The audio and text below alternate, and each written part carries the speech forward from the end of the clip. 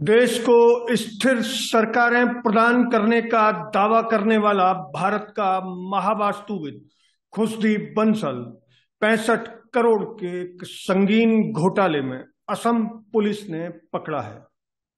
यह खुशदीप बंसल वही है जिसने 1997 में संसद के पुस्तकालय का वास्तु दोष दूर करके यह दावा किया था कि अब इस देश में स्थिर सरकारों का दौर शुरू हो जाएगा।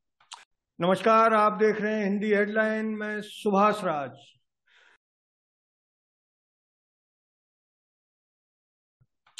इस कुलदीप बंसल ने दिल्ली के एक कमल सबरवाल को लगभग 65 करोड़ रुपए का चूना लगाया है। 65 करोड़ रुपए की इस धोखाधड़ी में असम के 3 लोग भी शामिल हैं। इसके अलावा मध्य प्रदेश का एक कांग्रेस नेता का बेटा भी इस पूरे घोटाले में शामिल है।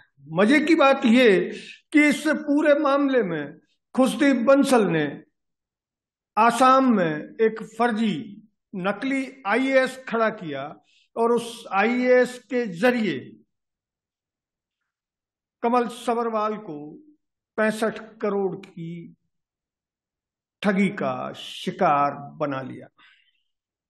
हालांकि यह मामला बड़ा इतना संगीन है कि जब असम पुलिस की एक टीम ने पिछले साल 19 अक्टूबर 2 को दक्षिण दिल्ली के डेरा मंडी में खुशदीप बंसल के महागुरुकुल और सैनिक फॉर्म्स स्थित आवास पर छापे डाले, तो एफआईआर दर्ज होने के बाद भी ये मास्टरमाइंड राजधानी दिल्ली के सत्ता के गलियारों में अपने प्रभाव का इस्तेमाल करके कुछ ही घंटों में थाने से जमानत लेकर गिरफ्तारी से बच गया।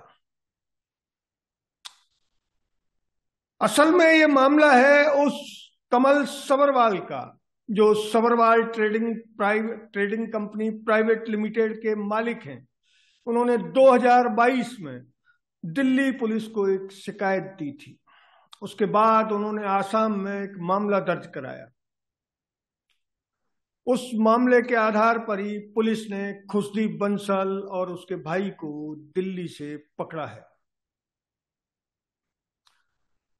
खुशदीप बंसल ने असम में जिस पार्थ भारद्वाज नाम के एक नकली आईएएस अधिकारी को तैयार करके कमल सबरवाल से 65 करोड़ रुपए की ठगी की है, वह पार्थ भारद्वाज अभी भी फरार है।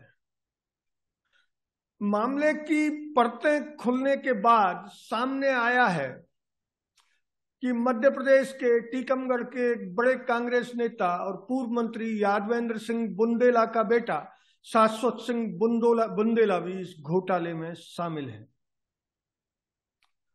पूरा घोटाला इस प्रकार है कि खुशदीप बंसल ने कमल सबरवाल को ये झांसा दिया कि उसके ऊंचे कनेक्शन हैं और वह असम के मुख्यमंत्री हेमंत बिस्वा शर्मा का भी खास है और वह असम की स्वायत्त परिषद, स्थानीय स्वायत्त परिषद के मॉस्किटो किट्स, ब्लैंकेट और स्कूल यूनिफॉर्म और स्कूली बस्तों के ठेके उसे दिलाएगा।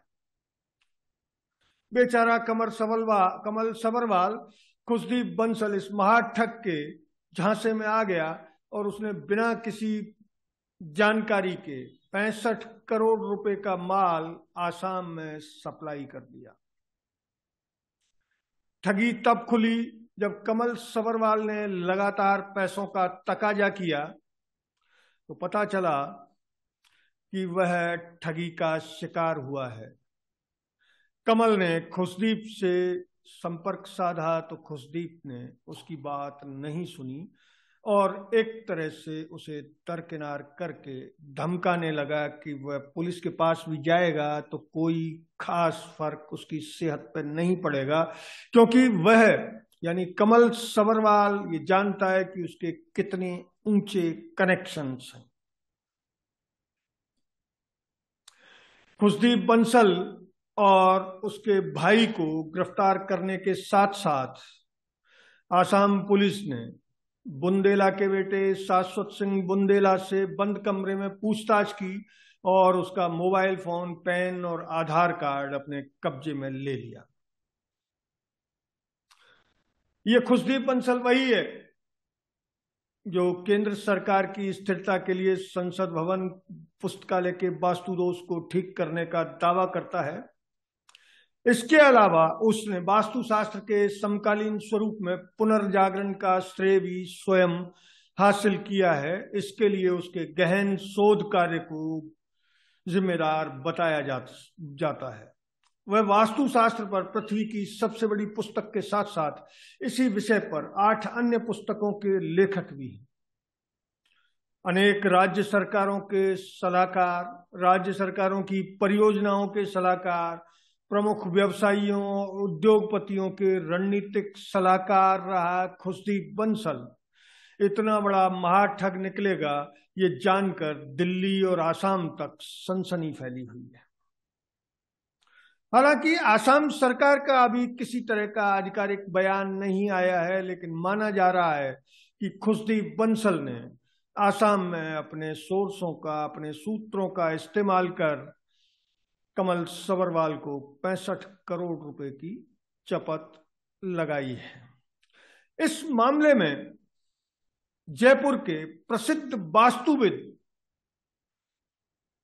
बृजमोहन खत्री से हिंदी हेडलाइन ने बात की। ये समाचार सुन के बहुत अफसोस हुआ। हम ज्योतिषाचार्यों के लिए, वास्तुविद के लिए, जो भी हमारे देश के महान वास्तुविद हैं, ज्योतिषाचार्य हैं, उनको ये खबर सुन के एक धक्का सा लगा है।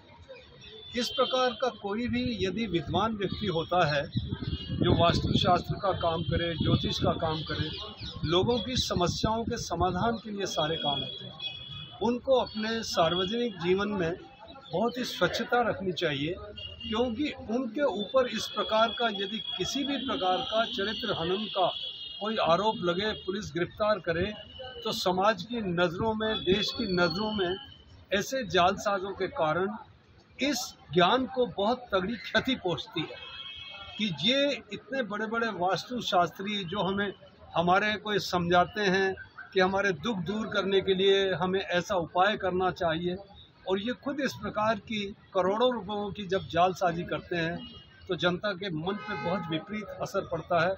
ये सुन के मुझे बहुत दुख लगा, और मैं चाहता हूँ कोई भी इस प्रकार का ज्योतिषी हो, इस प्रकार की जालसाजी में नहीं फंसे।